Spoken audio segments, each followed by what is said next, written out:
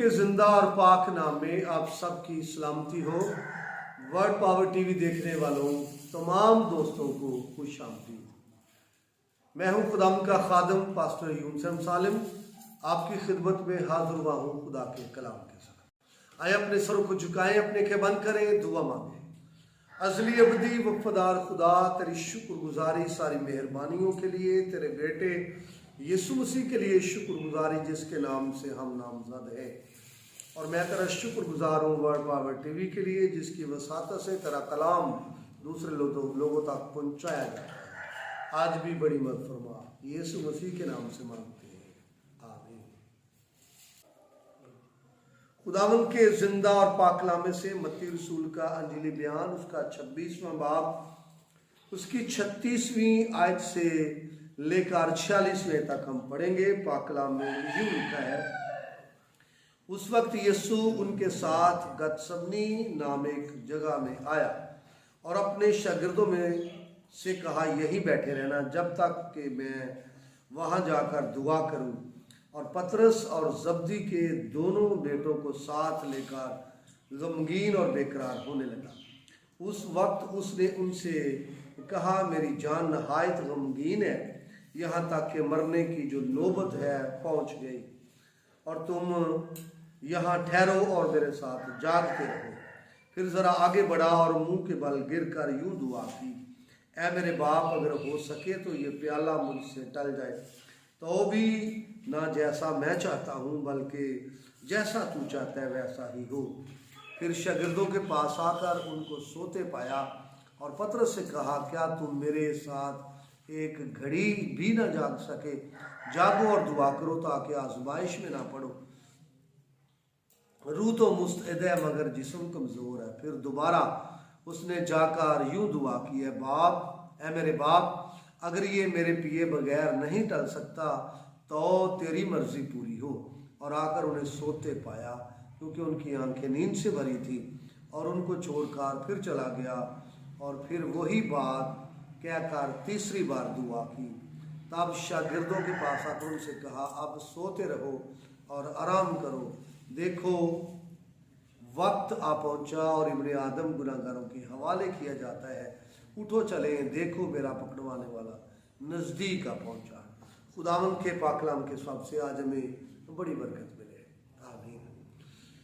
तो ये हवाला जो मैंने आपके सामने पढ़ा है बड़ा फेमस हवाला है, और इसका टॉपिक दुआए गतसमनी। बाइबल के अंदर बड़ी फेमस दुआएं हैं, बड़ी मशहूर दुआएं हैं, जैसे एलिया की दुआ है, हन्ना की दुआ है, दुआए रबानी है, और फिर यहाँ पर जो है हमें यीशु मसीह की दुआ नजर आती है।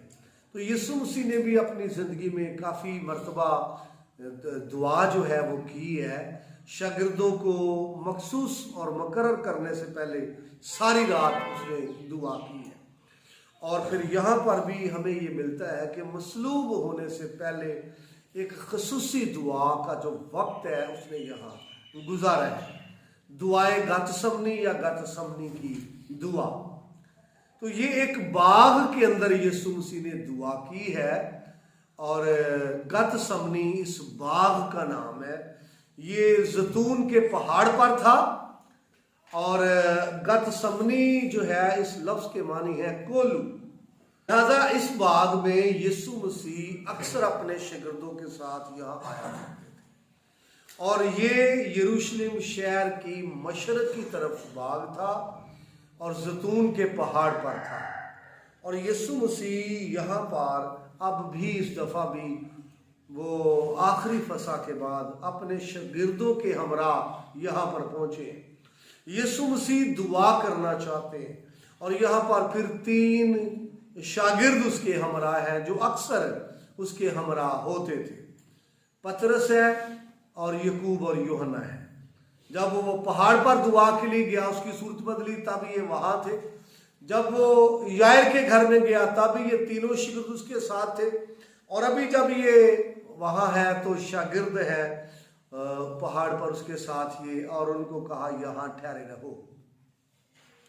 तो यीशु मसीह दुआ कर रहे हैं, और यहाँ पर मुसन्नफ हमें ये बताता है کہ यीशु मसीह ने दुआ करने से पहले शागिर्दों से बात की है कि वो बेकरार और गमगीन होने लगा और उनसे बात की, मेरी जान नहायत गमगीन है। अपनी कंडीशन जो है वहां पर दुआ करने से पहले अपनी जो हालत है अंदर की उसने शागिर्दों को बताई है, उन पर जाहिर की है। और इसके बारे में यशायाह नबी ने तकरीबन 700 साल पहले 750 साल पहले बता दिया था उसके 53 बाब में कि मर्दे गमनाक और रंज का आशना। ये यीशु मसीह के बारे में यशायाह ने बात की। तो यहाँ पर भी वो कहते हैं कि मेरी जान जो है वो नहायत गमगीन है और इस कदर गम से नढाल है कि मरने की नौबत जो है वो पहुंच गई है। बल्कि शागिर्दों को जब वो अपनी हालत बता रहे थे, नहायत गमगीन और बेकरार होकर वो बता रहे थे अपने गम के बारे में।